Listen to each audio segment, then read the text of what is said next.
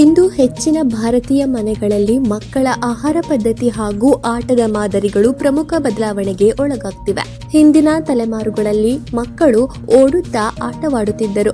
ಇಂದಿನ ಮಕ್ಕಳು ತಮ್ಮ ಹೆಚ್ಚಿನ ಸಮಯವನ್ನ ಒಂದೇ ಸ್ಥಳದಲ್ಲಿ ಕುಳಿತು ಕಳೆಯುತ್ತಾರೆ.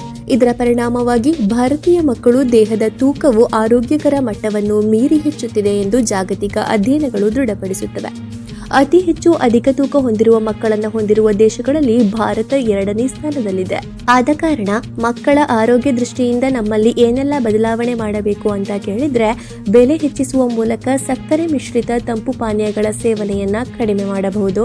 ಮಕ್ಕಳನ್ನು ಆಕರ್ಷಿಸುವ ಅನಾರೋಗ್ಯಕರ ಆಹಾರಗಳ ಜಾಹೀರಾತನ್ನ ನಿಯಂತ್ರಿಸಬೇಕು. ಶಾಲೆಗಳಲ್ಲಿ ಪೌಷ್ಟಿಕ ಸಮತೋಲಿತ ಊಟದ ಲಭ್ಯತೆಯನ್ನ ಖಚಿತಪಡಿಸಿಕೊಳ್ಳಬೇಕು. ಆಟದ ಮೈದಾನಗಳನ್ನು ರಚಿಸಿ ಕ್ರೀಡೆಗಳಿಂದ ಶಾಲಾ ಪಠ್ಯಕ್ರಮದ ಕಡ್ಡಾಯ ಭಾಗವನ್ನಾಗಿ ಮಾಡಬೇಕು.